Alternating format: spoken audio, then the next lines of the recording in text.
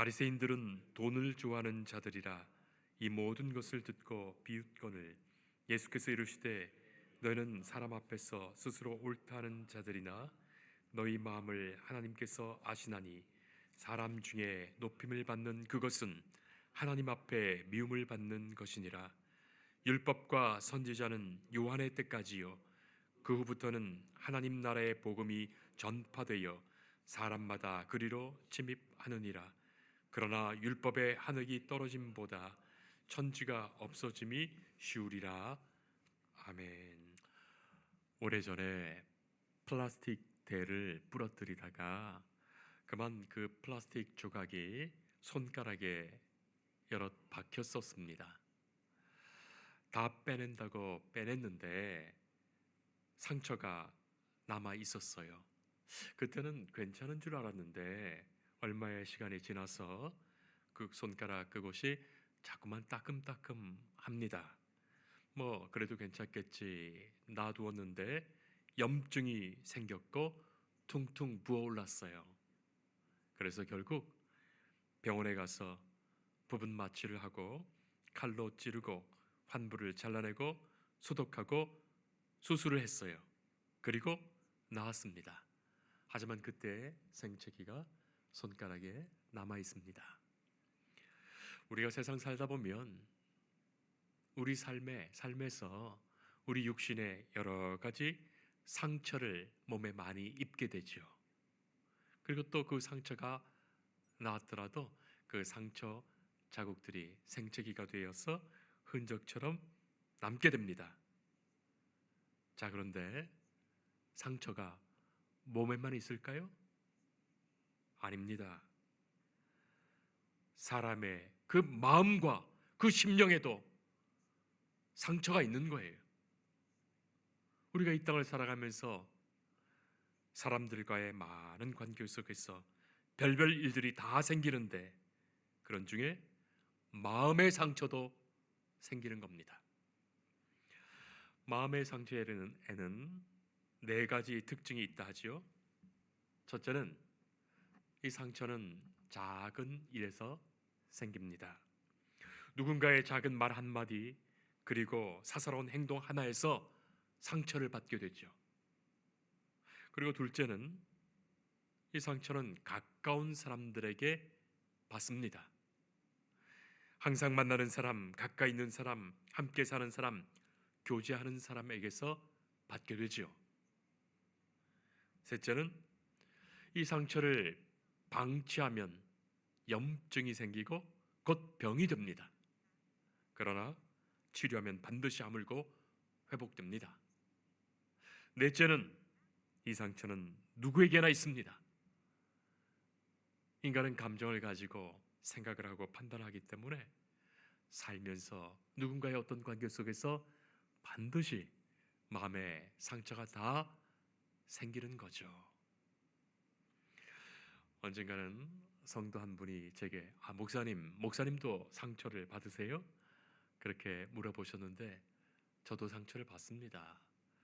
아마 목사님은 늘 기도하시고 성경 말씀 가까이 하시니 상처가 없으리라 그런 생각을 하셨는가 봅니다. 어떤 목사님은 이런 말씀을 합니다. 평생 함께 주님을 섬기자 했는데도 등을 돌려 배신했고 나 홀로 버림받은 기분에서 고통받았던 상처가 제일 컸습니다. 날마다 주의 말씀이 그런 내 심령을 치유하십니다.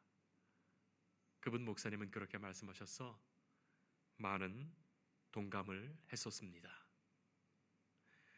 하나님의 말씀은 우리의 심령을 치유하십니다. 주의 말씀이 우리의 심령을 고치시고 치유하시는 거예요. 히브리서 4장 12절에 하나님의 말씀은 살아있고 활력이 있어 좌우의 날선 어떤 검보다 예리하여 혼과 영과 및 관절과 골수를 찔러 쪼개기까지 하며 주의 말씀이 우리의 마음을 베어나고 찔러내고 쪼개십니다. 성도 여러분, 우리가 하나님 앞에 나올 때마다 언제나 내게 주시는 주의 말씀을 기대하며 감사와 기쁨으로 나오지요. 그리고 주의 말씀을 듣고 은혜를 누리고 감사하게 되고 기뻐합니다.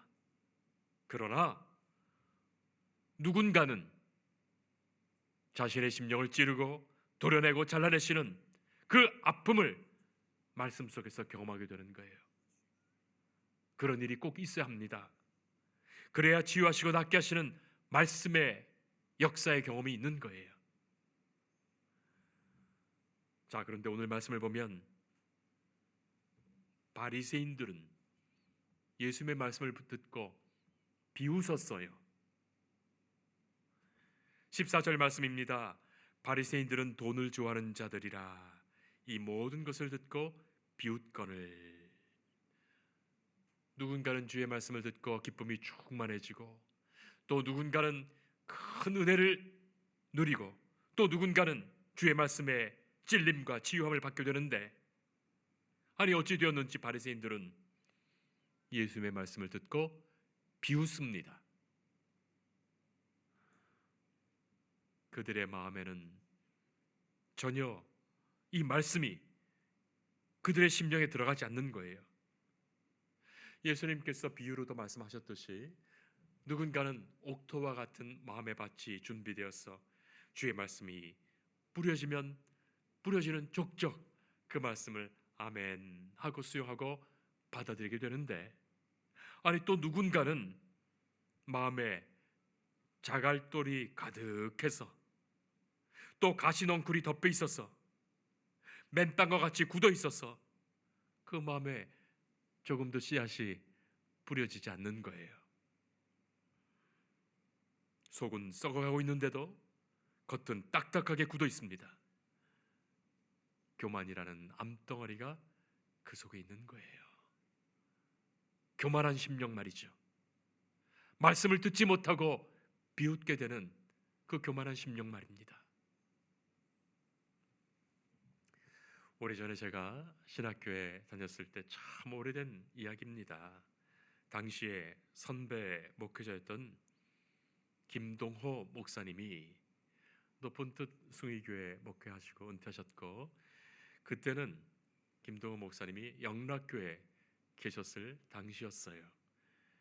그때 신학교에 와서 1년에 한두 번씩 신앙 사경회를 하는데, 그때 강사로 오셔서 하셨던 그 말씀들 중에 이런 말씀을 저는 기억하고 있습니다.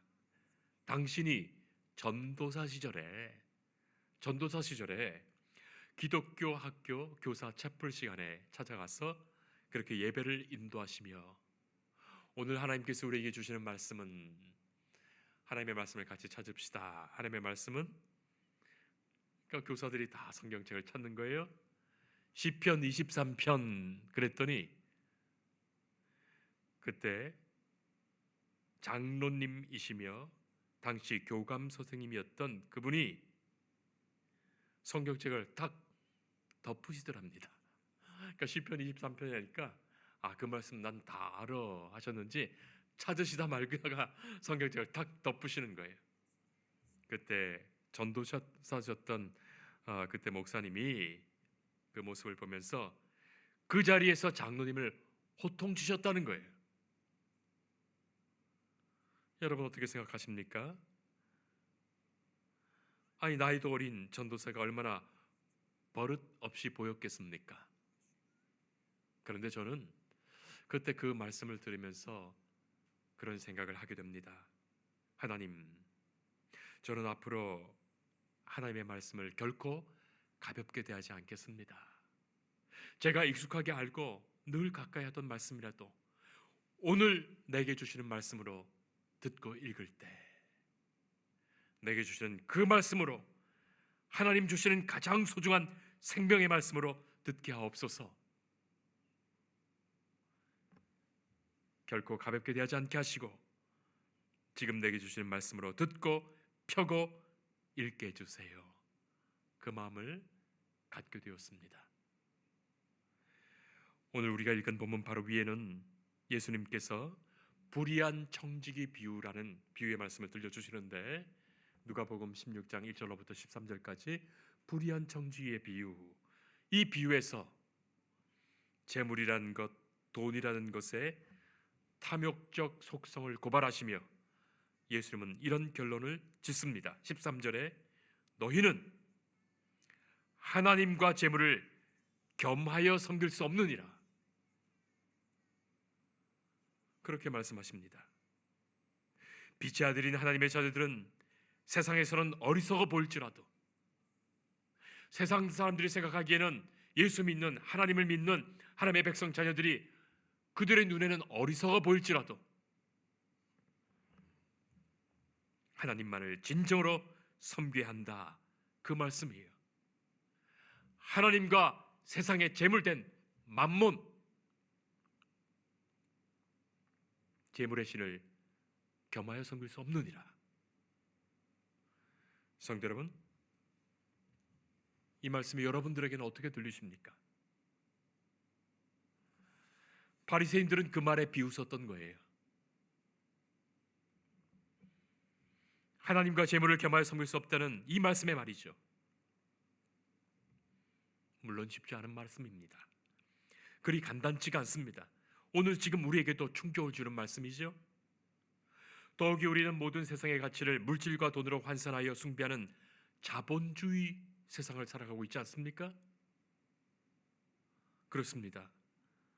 그러니 그 말씀 들으면서 예수님께서 세상의 물정을 몰라도 한참을 모르시는구나 싶었을 거예요. 예수님의 그 말씀에 비웃는 거예요. 하기야 지금의 사람들은 재물을 하나님보다 현실적으로 더 높이 추앙합니다. 사실 누가 10만 원만 준다 한다면 예배 드리러 가지 않을 사람이 허다할 거예요. 지금도 사람들은 이 세상에 사는 목적이 단지 돈 많이 벌어서 살아가는 동안 잘 먹고 잘 사는 것이라고 생각하는 이들이 얼마나 많습니까? 젊은이들에게는 더한 거예요. 젊은 사람들은 평생 놀고 먹기만 하려면 얼마 있어야 될까? 그런 생각을 하는 거예요. 그 돈 모으려고 사는 거예요. 그게 인생의 목적이 된 거예요. 사실 돈의 위력은 실로 대단합니다. 맞습니다. 미국이 세계에 대한 경제 제재를 할 수 있으니 미국이 가장 강력한 나라 아닙니까? 돈의 힘이 개인뿐만이 아니라 국제적으로도 얼마나 큰지를 보여주지요. 여러분, 개인이 아프게 되면 병원도 가야 되고 약도 사야 되는데 돈이 있어야 되죠. 배고프면 밥 사 먹어야 되는데 돈이 있어야 됩니다. 돈이 있어야 집을 구할 수도 있고 돈이 있어야 옷을 사 입습니다. 돈 없으면 생활이 불가능하고, 그래서 돈이 없어 좌절하고 돈 없어서 목숨 끊는 거예요. 돈이 있어야 안심하는 거죠. 그것뿐입니까? 교회 건물을 짓거나 건축도 돈이 있어야 합니다. 돈 따라 사람들이 다 몰려가는 거예요. 자본주의 세계에서 그야말로 돈이 하나님을 대신하고 돈이 하나님처럼 여겨집니다. 하나님은 눈에 보이지 않지만 돈은 우리 눈에 보이거든요. 어쩌면 하나님보다 더 강력한 힘을 가진 그것이 물질이 되어, 물질이 만몬인 거예요. 물질의 신, 물질이 하나님이 된 만몬이에요. 그런데 예수님의 말씀은 하나님과 돈이 신이 된 물질의 만몬 겸하여 섬길 수 없느니라 말씀하십니다. 오늘날도 마찬가지일 거예요. 지금도 이 말씀 앞에 어떤 분은 비웃을 것이고 어떤 분은 일리는 있다 생각하실 것이고 어떤 분은 전적으로 아멘 하실 거예요. 성경은 바리새인들의 그 비웃음의 원인을 복잡하게 설명하지 않습니다. 긴 말로 얘기하지 않는 거예요. 간단하게 말하고 있습니다. 바리새인들은 돈을 좋아하는 자들이라. 우리가 하나님을 진정으로 섬기지 못하는 이유, 복잡하게 말할 것이 아니에요. 다른 것이 더 좋은 거예요. 여러 가지 변명과 이유와 상황을 일일이 늘어놔봤자 소용없습니다. 다른 것을 결국 하나님보다 좋아하기 때문이에요. 우리가 더 좋아하는 바로 그것 때문에, 더 믿고 신뢰하는 그것 때문에 하나님 섬기는 그 일이 뒷전으로 밀려나는 거예요. 진짜 이유가 바로 그것입니다. 우리가 그런 시대를 살아가고 있지 않습니까? 그런 사람이 자꾸만 되어가고 있지 않습니까? 하나님은 당신의 자녀들이 부하기를 원하세요. 하나님은 당신의 자녀들이 건강하기를 원하십니다. 하나님은 우리들이 명예롭기를 원하세요. 우리가 이 세상에 살면서 착하게 살아 세상 사람들로부터 칭찬받기를 기뻐하십니다. 왜냐하면 그 모든 것이 수단이기에 그래요. 그 수단으로 하나님의 영광을, 하나님의 나라를 구하며 나타낼 수 있도록 하신 거예요. 그래야 훨씬 더 선하고 좋은 영향력을 발휘할 수 있습니다. 그런데 우리는 자꾸만 이 수단과 목적을 혼돈하고 바꾸어 놓는 거예요. 돈을 많이 벌어서 부자가 되는 것이 목적이 되고, 높은 명예와 지위를 얻어서 사람들로부터 높임 받는 것이 목적이 되고 만 거예요. 내 부와 내 건강과 내 지위와 내 삶이 하나님의 영광을 위하여 사용된다면 하나님은 그것을 기뻐하시며 우리의 형통한 삶을 위하여 얼마든지 주시는데, 그것 아니라 만약 그것이 내 생의 목적이 되고 그래서 하나님보다 그것 위해서 산다면 하나님이 주시지 않는 것이 오히려 복된 거예요. 주신 것도 오히려 거두시는 것이 복된 겁니다.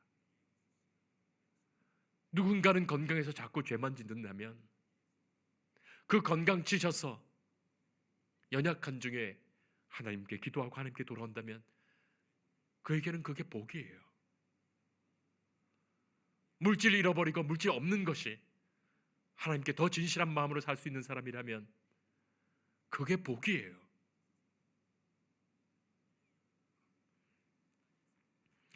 당시의 바리새인들은 사회적으로 엘리트 계층이었습니다. 그리고 그들은 사회적으로 부유한 계층이었습니다. 바리새인이 된다는 것은 일종의 종교적이고 사회적이고 정치적으로 명예가 된 것입니다. 그리고 그 명예는 실제적인 권력이었어요. 자, 그리고 이 명예와 권력을 유지하기 위해서는 그들이 거룩하고 의로운 사람이라는 보증이 필요했는데, 그 보증의 수단이 율법이었습니다. 그 지키기도 어려운 율법을 따르고 지킨다는 점에서 옳다, 의롭다는 자의식을 갖고 있었고, 그것으로부터 사람들에게 높임을 받고 있었던 거예요. 그것을 예수님께서는 날카롭게 비판하십니다. 15절 말씀에 너희는 사람 앞에서 스스로 옳다 하는 자이나 너희 마음을 하나님께서 아시나니 사람 중에 높임을 받는 그것은 하나님 앞에 미움을 받는 것이니라 말씀하시죠.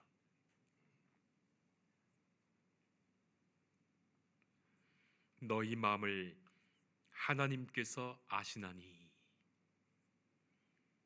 성도 여러분, 하나님께서 아시는 거예요. 하나님께서 분명히 아시고 계신 거예요.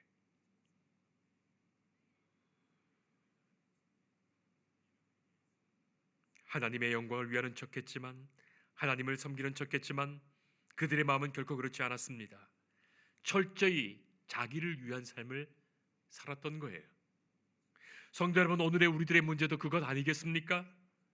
온통 관심에, 우리의 관심에 내가 잘 되는 것, 내가 잘 사는 것, 내가 평안한 것, 내가 누리는 것, 나에게만 집중되어 있다는 그것이에요. 사회가 점점 그렇게 되고 있어요. 이웃이 보이지 않고, 형제와 자매가 보이지 않고, 교회가 보이지 않고, 하나님이 보이지 않는 거예요.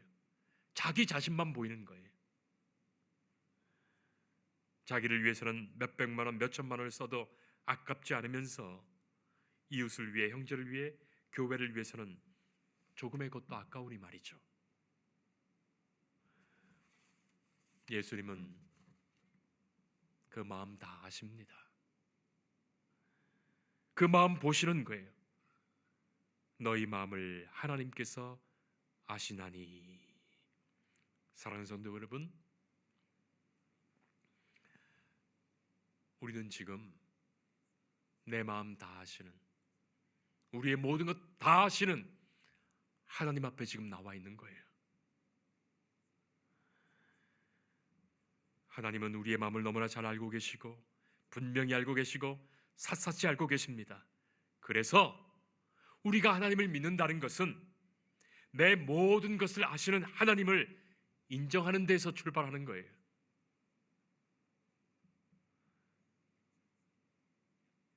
내가 모르는 나의 모든 것까지도 아신다. 그 마음으로 주님 앞에 겸손하고 정직한 마음으로 주님 앞에 나와 내어놓을 수 있고 고백하게 되는 거예요. 바로 그 마음에 우리 주님 찾아오십니다. 주님을 영접하여 주께서 내 마음의 모든 더러운 것, 상처난 것, 병된 것 치료하시고 고치고 새롭게 하시며 온전케 하시는 역사를 주시는 거예요. 이것이 성도의 삶이에요. 성도가 받는 치유이고 은혜이고 구원입니다. 예수님은 말씀하십니다. 율법과 선지자는 요한의 때까지이다. 세례 요한을 마지막으로 율법과 선지자는 끝이다 말씀하십니다. 율법과 선지자는 곧 구약을 말하는 것이고 바리새인들의 위선적인 율법 해석을 말하는 거예요. 율법과 선지자는 끝이고 이제는 하나님 나라의 복음이 전파되어 사람마다 그리로 침입하느니라. 우리 주님의 말씀이에요. 하나님은 당신의 사랑하는 아들을 이 땅에 보내시어 하나님의 용서와 화해와 치유와 구원을 가져오십니다. 이 복음을 받아들인 사람들만이 하나님의 나라를 적극적으로 침입해 들어가는 거예요. 아주 적극적인 말씀이에요. 이 복음으로만 이루어지는 거예요. 율법으로 절대 구원받지 못합니다. 율법으로 천국 가는 것이 아니에요. 예수님이 가져오신 이 복음의 은혜로 우리가 천국 백성 되는 거예요. 예수님이 가져오신 이 복음은 진정한 마음의 변화와 영적인 치유와 구원을 이루어 그 진정성에서 그 삶이 하나님께 드려지는 거예요. 그것을 로마서 12장 1절은 거룩한 산제사로 드리는 영적 예배라고 말하고 있습니다. 17절 말씀에는 주어가 빠졌어요. 주어를 넣어서 읽어야 그 뜻이 분명해집니다. 그러나 라는 말씀이 있기 때문에 더욱 그렇습니다. 그러나 너희 바리새인들에게는 율법의 한 획이 떨어짐보다 천지가 없어짐이 쉬우리라. 율법이 아닌 복음의 시대가 열렸어요. 그러나 복음을 받아들이지 못하고 율법의 한 획을 끝까지 고수하려는 그 바리새적 마음에는 결코 하나님 나라의 그 복음이 들어가지 못합니다. 교만한 마음이요, 자기를 치장하는 마음이요, 하나님 없는 마음이요, 진정성이 없는 마음이에요. 주의 말씀을 듣지 못하는 마음이에요. 주의 말씀이 들려오지 않습니다. 사랑하는 성도 여러분, 하나님께서 너희 마음을 아신다. 이 말씀을 꼭 기억할 수 있기를 바랍니다. 깊이 마음에 새게 됩니다. 그리고 나를 치유하시고 고치시고 새롭게 하시는 그 복음 앞에 겸손히 나갈 것입니다. 말씀이 때로는 우리의 심장과 환부를 도려낼 것이고 나의 썩어가고 죽어가는 영적 악함을 치료하실 거예요. 주께서 우리의 심령을 치유하시고 새롭게 하시며 곱지시는 그 은혜에 감사하며 복음의 사람들은 하나님 나라를 침입하여 들어갈 것입니다. 이 새 생명의 은혜의 역사가, 이 복음의 역사가 우리 안에 있기를 참으로 축복합니다. 기도하겠습니다. 우리를 아신 하나님, 주께서 우리의 연약함과 무지와 불신앙을 아십니다. 우리의 아픔과 상처를 아십니다. 우리가 더욱 주님을 의지하오니 주님 내 안에 오시어 우리를 고치시며 새롭게 하옵소서. 믿음도 하시고 성령께서 날마다 우리를 지켜 인도하옵소서. 주의 자녀가 하나님 섬기는 그것을 가장 소중히 여기며 고백하며 귀한 것으로 지켜가게 하시고 하나님 나라의 그 복음이 우리 안에 충만하게 하옵소서.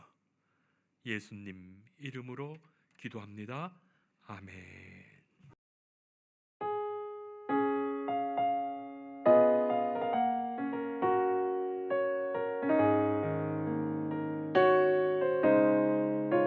주 예수 내가 알기 전 날